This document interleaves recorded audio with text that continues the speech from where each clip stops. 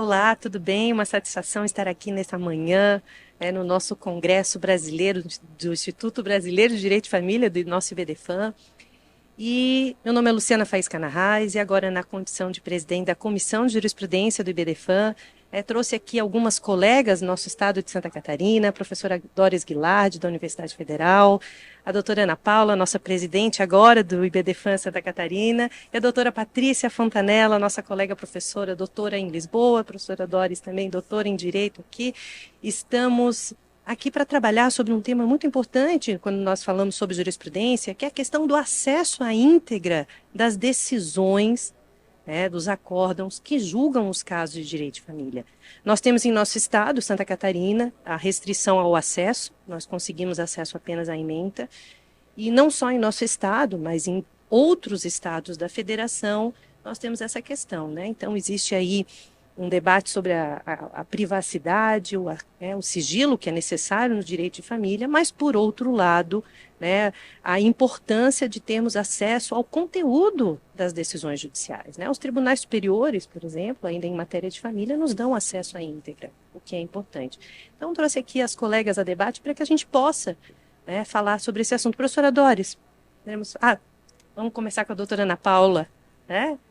E vamos falar um pouquinho sobre a questão da jurisprudência, de ações que já foram feitas, só mencionando aqui. O IBDFAM, em 2021, já fez um pedido de providências que está no CNJ, aguardando para que seja respondido de maneira formal, ou decidido, vamos colocar assim. Né? Então, a doutora Ana Paula, também trabalhamos juntas nessa questão já há algum tempo, falasse a respeito disso. Obrigada, doutora Luciana. É um prazer, uma honra estar aqui. Com relação a essa questão, o que nós temos discutido no nosso estado, e a professora Doris e a professora Patrícia também podem contribuir, é que efetivamente nós temos muita dificuldade para fazer a pesquisa, tanto para a advocacia quanto para a docência, né? E essa tem sido uma preocupação importante do IBDFAM, que nós vamos dar sequência nessa gestão, então vamos ficar em cima para efetivamente darmos acesso aos colegas advogados, aos nossos pesquisadores, aos nossos professores, porque precisamos embasar as nossas teses. E pensando nisso, a OAB também, a Comissão de Família da OAB, da seccional, fez um pedido à OAB para que também se reportasse ao Tribunal de Justiça de Santa Catarina, em parceria com o IBDFAM. Então, nós estamos desde 2021 e neste ano também, nessa gestão, nós fizemos esse mesmo pedido, para que o nosso tribunal se organize para disponibilizar essas decisões, essas jurisprudências, tanto na área da família quanto na área de sucessões, né? É muito importante para que a gente possa, então, entender o funcionamento do nosso judiciário e crescer com essas decisões, entender qual é o impacto dos nossos pedidos, como isso reflete na sociedade. Então, estamos unindo forças para resolver essa questão. Imagino que nas universidades, a professora Doris, que também está aprofundando os estudos, pode nos falar melhor de como ela está encaminhando essas questões. Olá, que alegria estar aqui conversando com essas três grandes profissionais, amigas, doutora Luciana, doutora Ana Paula, doutora Patrícia. Sim, também na pesquisa, há uma dificuldade muito grande de não ter acesso ao inteiro teor das decisões, porque nós bem sabemos que na área do direito, as pesquisas elas são basicamente restritas a revisões bibliográficas e o nosso grande ganho sempre foi a pesquisa jurisprudencial, já que não temos esse hábito de fazer pesquisas de campo ou temos um número limitado para isso, com uma série de dificuldades. Então, a não permissibilidade de acesso de inteiro teor dificulta e muito as pesquisas, acho que isso é um grande retrocesso, na verdade, e os tribunais têm sim como fazer a liberação sem infringir qualquer perspectiva da parte, sem desrespeitar a LGPD, então eles têm mecanismos para dar esse livre acesso. Então, só para mencionar que alguns pedidos já foram feitos, inclusive em situações específicas, justificando a necessidade da pesquisa e ainda assim com negativas ou quando na ausência até mesmo de respostas. Então, a gente gostaria de ressaltar o quanto é importante, não só para a academia, mas também, com certeza, para a advocacia, para a qualidade das nossas peças. Então, gostaria de deixar isso aqui registrado. Isso, a professora Doris, que tem uma linha de pesquisa muito importante na Universidade Federal, né, de doutorado e mestrado em direito de família, onde o direito de família que teve toda essa transformação em todos esses anos, do qual o IBDFAM faz parte, do qual nós fazemos parte, e boa parte da transformação veio pela jurisprudência. E sem acesso ao conteúdo, à íntegra das decisões, como é que nós vamos poder até mesmo comparar os casos que estão sendo analisados ou entender as premissas que foram utilizadas pelo tribunal para fundamentar? Né? Então, professora Patrícia. É uma felicidade estar aqui com minhas queridas amigas, profissionais competentes, falando de um assunto muito importante e atual, justamente porque do meu lugar de fala, como professora civilista, seja como advogada, na advocacia, sobretudo, a importância de nós termos acesso ao inteiro teor, justamente porque as ementas, muitas vezes, não correspondem exatamente ao teor, né, e à análise que foi realizada na decisão daquele processo, até para se entender qual foi a lógica utilizada. Muitas vezes a gente sabe que no campo do direito de família, das famílias, nós temos aí um espaço também de subjetividade do julgador, que a psicologia jurídica analisa, e que muitas vezes a gente tem situações bastante parecidas e similares com decisões bastante diferentes, claro que existem as casuísticas, mas que não nos permitem entender exatamente a situação fática analisada, que possa servir também de base para as nossas teses, como a doutora Ana Paula muito bem trouxe aqui para nós. E sem contar também o prejuízo que a doutora Doris trouxe aqui para nós nas pesquisas que fazem com que a gente possa avançar nas questões de artigos, discussões que vão fazer com que nós possamos fomentar cada vez mais a boa jurisprudência. Né, a boa doutrina e a boa jurisprudência a partir, então, da possibilidade da análise da jurisprudência dos tribunais sobre aqueles casos específicos. Então, realmente, já é mais do que na hora de nós conseguirmos avançar nesse campo. E tem uma coisa que me preocupa, né? Claro, nós estamos vendo as questões jurídicas andarem a passos largos, principalmente no que diz respeito ao uso de inteligência artificial, tanto para selecionar casos, né, no agrupamento, e como que a inteligência terá critérios suficientes para poder fazer a escolha dos casos se não tem acesso. Ok, quem está dentro dos tribunais, né, os julgadores, eles têm acesso, mas nós não temos. A jurimetria, né, que hoje vem sendo muito falada e que é uma crescente na utilização da comparação da própria análise da jurisprudência dos tribunais. Como é que nós faremos isso? Porque é certo que cada família é única, cada caso é único, mas muitos mantêm pressupostos de similaridade. Sim, sim. E até para, por exemplo, nós podermos aplicar o sistema de precedentes que nós temos no Código de Processo Civil, nós precisamos desse inteiro teor. Então, nós seguimos aqui, né, acho que é muito importante, e aqui esse foi o tema a debate, que a comunidade científica, que a comunidade profissional, acadêmica, que a gente possa se reunir, né, para que se deem formas de acesso às decisões.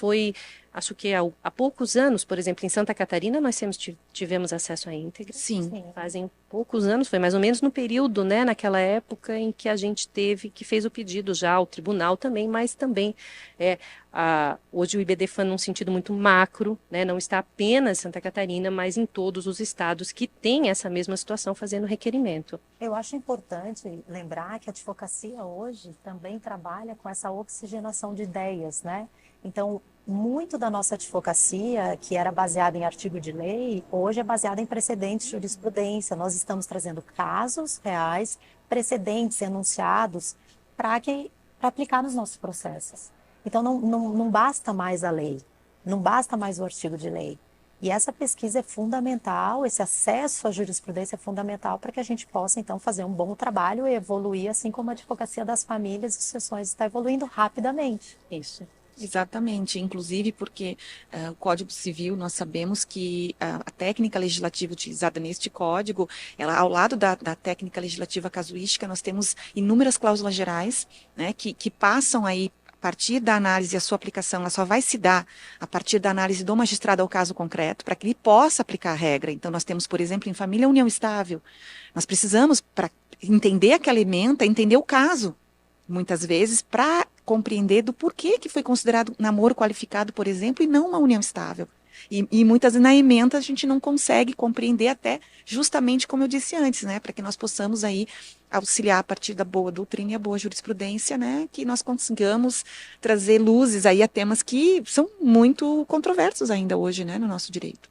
Isso. Acredito que seja importante, inclusive, para que o judiciário dê transparência daquilo que eles estão julgando, né? Nós estamos num momento em que se pede transparência do legislativo, do executivo, e o judiciário precisa também dar essa transparência para que a gente possa fazer essas análises de forma mais segura, com mais rigor metodológico, né, para que a gente de fato consiga entender, como já foi destacado aqui, um direito de família que hoje sim é regulamentado basicamente por decisões dos tribunais. Então, esse acesso ele é essencial para que a gente possa continuar e pensar num direito de família, um direito sucessório que continue aí a progredir, a melhorar a cada dia e que a gente possa fazer isso contribuindo com segurança, tendo acesso. Não há nenhum contraponto que justifique não ter acesso à íntegra das decisões judiciais. De fato, nós temos, como o professor Doris falou, como garantir o sigilo, né, das partes e das questões da casuística, né, e não há porque é um grave prejuízo a todos nós não ter acesso, prejuízo na nossa fundamentação. Então, assim, associado do IBDFAM, que está ouvindo aqui, está conosco, tem alguma ideia, quer contribuir, quer refalar sobre o seu estado, manda para nós alguma questão, vamos trabalhar em conjunto, vamos reforçar, porque não dá. Veja, nosso pedido de providências já foi em 2021. Nós estamos encerrando 2023 e a questão não está resolvida ainda. Então, nós precisamos seguir, reforçar isso e nos unir, porque somos em grande número e nossos fundamentos são justificáveis, razoáveis e legítimos num Estado democrático de direito, um Estado construído com decisões judiciais, O direito de família é tão dinâmico que hoje, por exemplo, né, nessa comissão especial formada pelo Senado para um anteprojeto de reforma do Código Civil, o direito de família e sucessões está em destaque nos debates. Porque nós precisamos rever, mas ainda assim, como a professora Patrícia falou, nós trabalhamos com muitas cláusulas gerais. Nós precisamos interpretar. E essa interpretação dos tribunais é necessária, né? Professora Doris, quando a gente estuda lá nas primeiras fases, né, do curso de Direito, a gente entende que nós temos diversas fontes do direito, e a jurisprudência é uma delas. É uma fonte construída, uma fonte viva. Importantíssima, né, professora Patrícia? Traz a dinamicidade da vida. Isso. Para a legislação, né? Quem dá a vida é a jurisprudência e atualiza, inclusive, as cláusulas gerais do Código Civil, mas dando tom para a interpretação, né? União estável lá em 2003, quando o Código entrou em vigor, tinha um olhar. Com 20 anos, nós temos outro para várias questões. A gente que está na docência aí há algumas décadas, né? A gente pode falar isso já com orgulho, né? De estarmos aí. Eu sempre digo que tinham questões, por exemplo, quando eu comecei a ministrar a aula de Direito de Família, que eu nem imaginava que seriam julgadas ou tão rápido ou que a gente teria a solução, como, por exemplo, a multiparentalidade, né? União entre pessoas do mesmo sexo também. Nós, né, achamos que eu e a professora Patrícia tivemos a coincidência de fazer o mestrado no mesmo tema, na mesma época, em distintas universidades, mas a mesma temática. E eu lembro, Patrícia, que eu achava que, nossa, vai levar algumas décadas, e a jurisprudência nos surpreendeu positivamente. Sim, sim. Dando origem, inclusive, à resolução do CNJ com relação ao casamento entre pessoas do mesmo sexo, e isso vem da discussão de se converter união estável em casamento, né? Então, se eu sou uma pessoa do mesmo sexo, que tem uma relação com uma outra pessoa e peço a conversão em casamento, né? Então, a partir daí que surge o provimento do CNJ. E olha quantos temas importantes, né, Ana Paula? Olha quantas ações o IBDFAM atua como amicus curiae. São inúmeras ações. Nós estávamos conversando essa semana ainda e analisando as jurisprudências, aquelas que nós tivemos acesso, e as decisões que o IBDFAM consegue nos informar semanalmente. E nós estamos aí discutindo os pets, né? Isso. Se eles são parte da família, se eles têm, então, legitimidade para ter indenização também e se podem receber legado. Nós estamos discutindo a multiparentalidade, nós estamos discutindo as uniões afetivas de todas as formas de família. Então, nós precisamos entender como está caminhando nos outros estados, como o nosso país está funcionando, os nossos tribunais estão decidindo. Precisamos acessar tudo isso. E eu lembro, né, quando veio a decisão da DPF 132, da União de Pessoas do Mesmo Sexo, eu lembro de uma das frases de todo o acórdão, porque eu tive o trabalho de imprimir e lê-lo, imprimir, senhor Doris, eu sou desse tipo mesmo, a gente estava falando sobre isso, né, eu imprimi, encadernei e li, né, porque são muitas páginas. Destaquei com marca-texto. Destaquei, isso é fato. Eu entrego a minha geração nisso. Mas aqui eu lembro que uma das frases que nós estávamos falando hoje no Congresso, o professor Flávio Tartucci até falou, por exemplo, né, de às vezes a gente ter opiniões divergentes, mas temos um sistema democrático. Mas a democracia, como mudança, a democracia é um sistema de maioria. E por vezes as minorias ficam não conseguem ser amparadas no sistema democrático, principalmente legislativo. E eu me lembro dessa decisão que tinha uma citação em que dizia assim, né, que muitas vezes é necessária a intervenção do juiz para defender essas minorias.